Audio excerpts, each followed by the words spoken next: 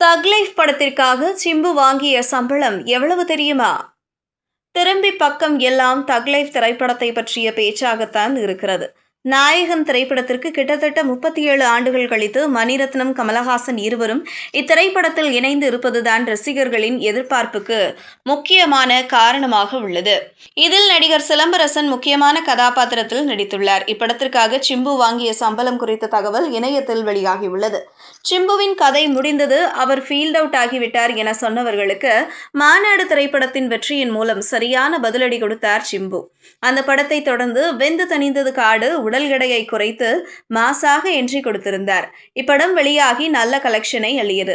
அதைத் தொடர்ந்து 10 தல படம் வெளியானது. அந்த படமும் சிம்புவிற்கு நல்ல பெயரை பெற்றுக் கொடுத்தது.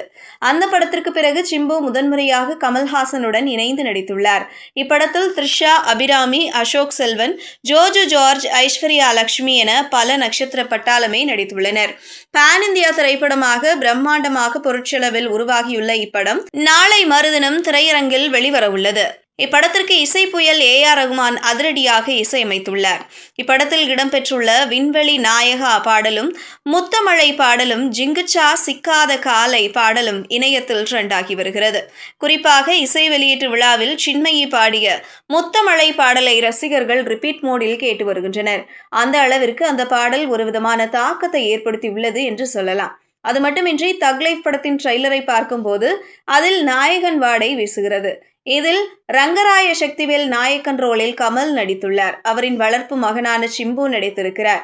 ஒரு கட்டத்தில் சிம்புவே கமலுக்கு எதிரியாவதுதான் கதை. இசை வெளியீட்டு விழாவில் பேசிய சிம்பு, கமலின் கழுத்தை பிடிக்கும் காட்சி படமாக்கப்பட்ட போது அவரின் கழுத்தை பிடிக்க மிகவும் பயந்தேன். பின் கமல் சார்தான் என்னை தட்டி கொடுத்து நடிக்க வைத்தார் என்று பேசியிருந்தார். இப்படி தக் லைஃப் திரைப்படத்தில் சிம்புவிற்கு கமலஹாசனுக்கு நிகரான ரோல் கொடுக்கப்பட்டுள்ளது. இருவரின் அசுரத்தனமான நடிப்பை திரையில் காண ரசிகர்கள் மிகுந்த எதிர்பார்ப்புடன் உள்ளனர். இத்திரைப்படத்திற்காக சிம்புவிற்கு கொடுக்கப்பட்ட சம்பளம் குறித்து தகவல் வெளியாகியுள்ளது. இப்படத்திற்காக சிம்புவிற்கு 40 கோடி ரூபாய் சம்பளமாக கொடுக்கப்பட்டுள்ளதாக கூறப்படுகிறது. அவரின் திரை வாழ்க்கையில் அதிக சம்பளம் வாங்குவது இந்த படத்திற்குத்தான். கமலுக்கு ஈக்குவலான கதாபாத்திரம் என்பதால் இந்த சம்பளம் கொடுக்கப்பட்டுள்ளது.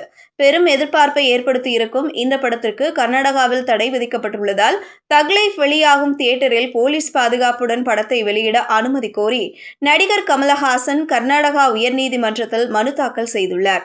அந்த மனு மீதான விசாரணை பிற்பகலில் விசாரணைக்கு வரவுள்ளது.